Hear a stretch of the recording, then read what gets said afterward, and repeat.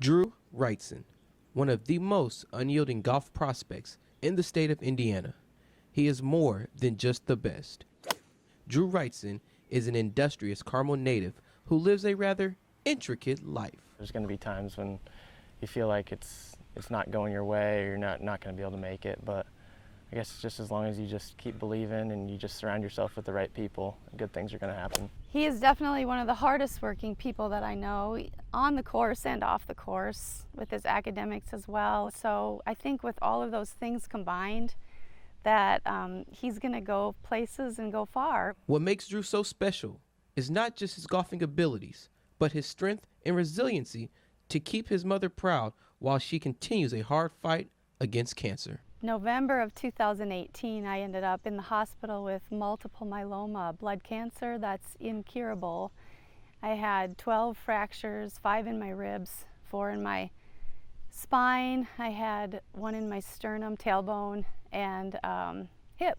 Just trying to learn how to walk again and taking chemo every week.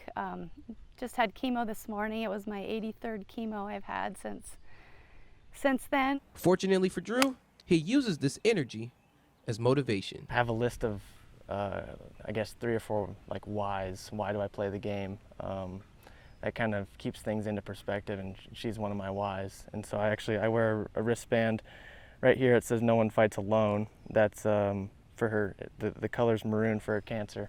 In just a few weeks, Carmel prospect Drew Wrightson will take his talents to Baylor University.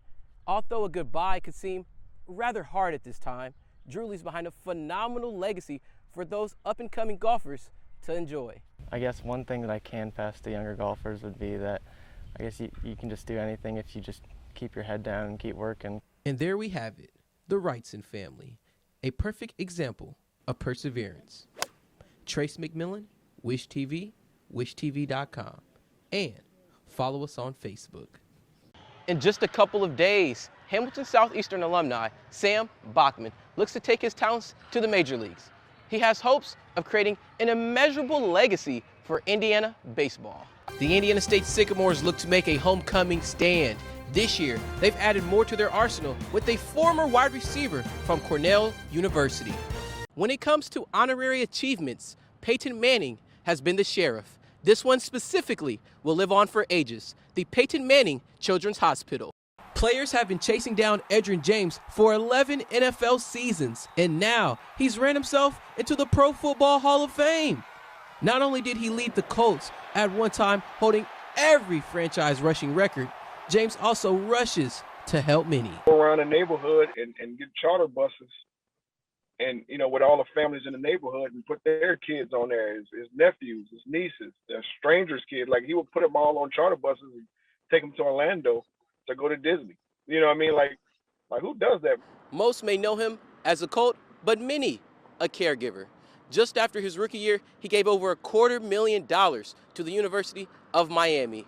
But it doesn't stop there. Over time, James has grown a reputation of love. Edgerrin moved his whole family from Immokalee, Florida to Orlando. And then in the process, every 4th of July, he would send buses back to Immokalee to bring busloads of people back to Orlando. And the same things he was doing in Immokalee, he still does to this very day. Not only does he provide lifetime experiences to strangers, more than anything, he is a devoted father. I think he takes a lot of pride in being a father, because he wants to see all of us make it in whatever we seek to endeavor. When Edgerrin lost his kid's mother tragically years and years ago, it was really tough. I saw a guy who really made a decision for life. I mean, everything that he does for his life right now is all about his kids. And he doesn't settle for less.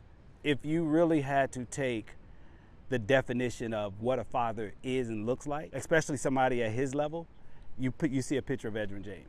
The father, franchise leader, and family man will always be remembered as more than just a Hall of Famer. Trace Mcmillian, Wish TV, wishtv.com, and follow us on Facebook.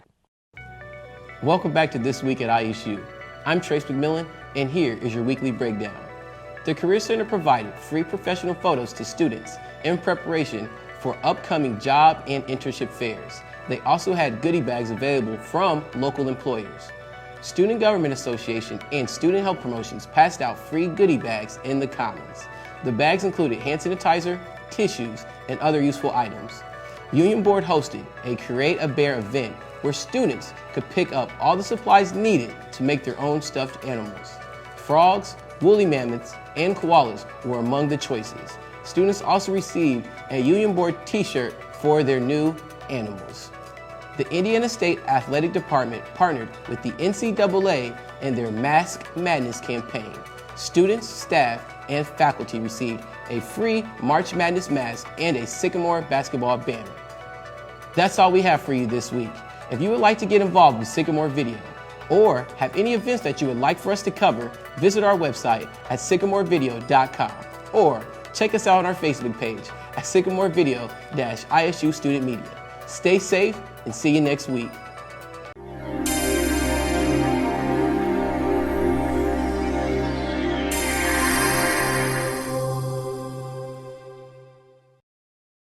Oftentimes you hear words can spread like a wildfire, but this word only comes around once a year. Many have tuned into the talk of the town to see who will earn the crown. There's always time to admire a woman's beauty, and what better place is there to start than right here at the Miss Ebony Scholarship Pageant. This year's winner is looking at a $1,500 prize. From dancing, You deciding to stay? stand up, painting, singing, sign language, poetry, Sharing what I did today. and a duet. We had the chance to witness it all, leaving the crowd highly satisfied. The only thing left to see is who the winner of this lovely bunch could be. I feel amazing. I am first runner-up for Miss Ebony, and I feel like this was an amazing opportunity. I think I'm going to come back next year and shoot for Miss Ebony again because this was beautiful. I wouldn't trade it for the world. If you are a plus-size woman, do not be afraid to do this pageant. Here I am, curves and all, and I'm second runner-up. You can make it happen. I believe in you. I think my victory can help the next generation by seeing me as a sign of hope. I went through a lot, and I'm no reflection of what I've been through. So if you've been through a lot, you can still have elegance, poise, and grace. This meant everything. I just want to thank God up above for allowing it to happen. I just want to thank my parents that they're looking down on me in heaven. And it just meant everything. I got to meet some amazing women. I got to meet awesome choreographers and just the whole staff in general. It was a beautiful evening, to say the least. The purpose being to celebrate women, regardless of their race, religion, or creed. You can catch all coverage here at Sycamore Video. Trace McMillian, Sycamore Video, sycamorevideo.com, and follow us on Facebook.